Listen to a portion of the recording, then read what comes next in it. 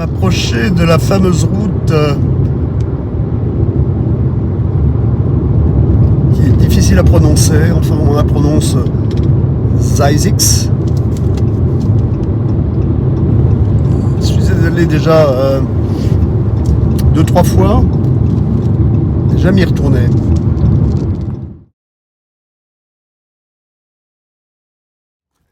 Je suis sur la route de Zajsix, un ancien spa.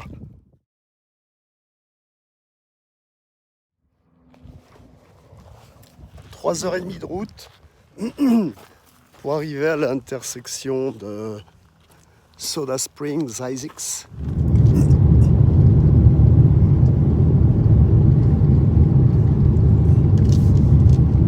Quand j'étais venu, il me semble que la route était plutôt en terre battue, à moins qu'elle ne le devienne un peu plus loin.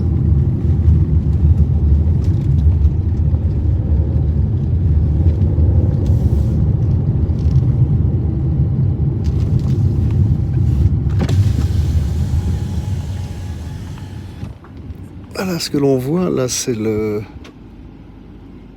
qu'on appelle le lac Soda, entre autres, Soda Lake.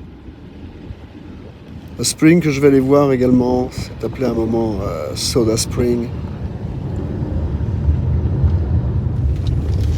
Ouais, c'est bien ce que je pensais.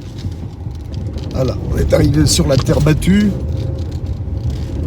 Il faut quand même regarder un petit peu la route, parce que même ici, en plein désert, là, on a eu beaucoup de pluie ces dernières semaines.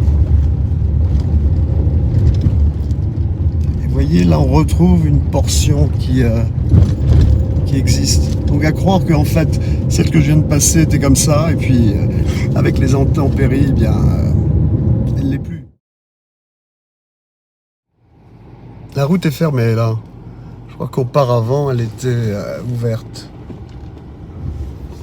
Il semble qu'il y a pas mal de gens maintenant qui viennent là.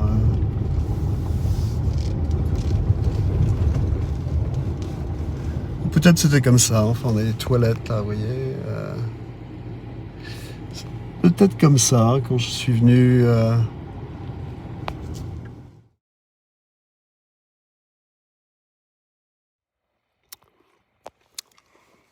Sympa comme tout, une espèce de fontaine avec de l'eau qui coule en plein désert.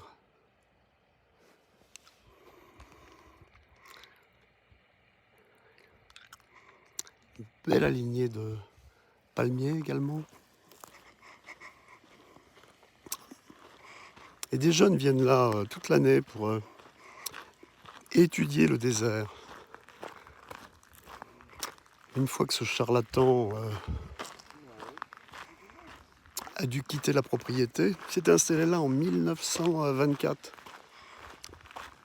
Et ça a marché pendant une trentaine d'années environ. Il a monté un spa, prétendant que les sources d'eau chaude avaient de grands bénéfices. Il a vendu de l'eau, il a fait pas mal d'argent. On s'est rendu compte que l'eau chaude du spa était chauffée en fait. Je pense pas qu'on puisse rester là juste pour le plaisir, louer une chambre. C'est vraiment uniquement pour les études. Beaucoup de charme cette fontaine. Surtout quand on pense où elle est localisée. Cette partie blanche dans le fond fait partie du lac à sécher, le lac Soda.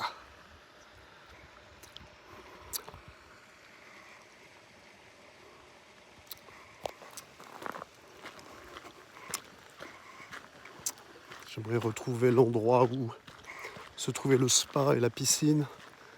Il doit être accessible.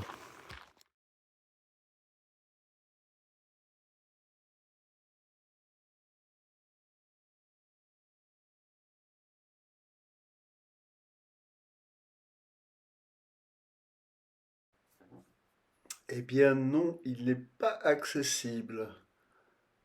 Heureusement que j'ai le drone avec moi qui me permet d'aller espionner quelque part cet endroit. Je suis d'ailleurs un peu déçu de constater que c'est maintenant inaccessible.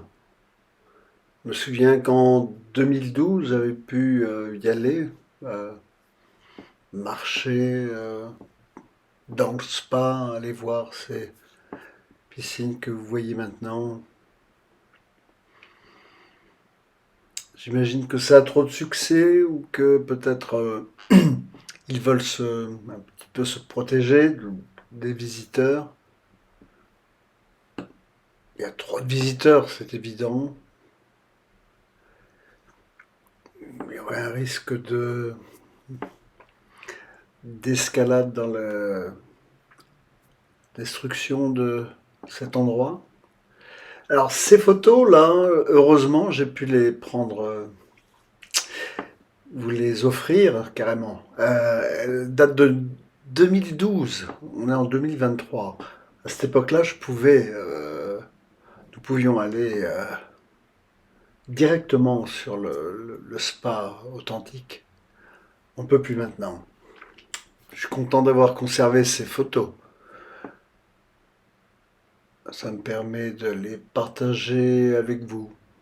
Toujours important de documenter ce genre d'endroit. Ouais, des toilettes, oui. Ben oui, il y a toujours des toilettes. Une baignoire, là. Encore le bateau.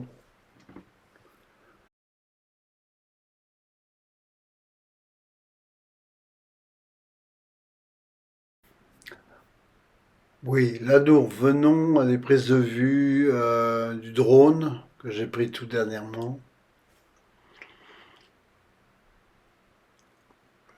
À nouveau, vous pouvez voir le spa tel qu'il était et ces espèces de cabines où les gens allaient se dénuder, se préparer pour le spa.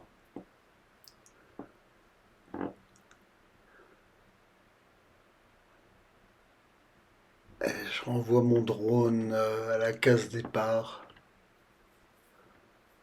au parking.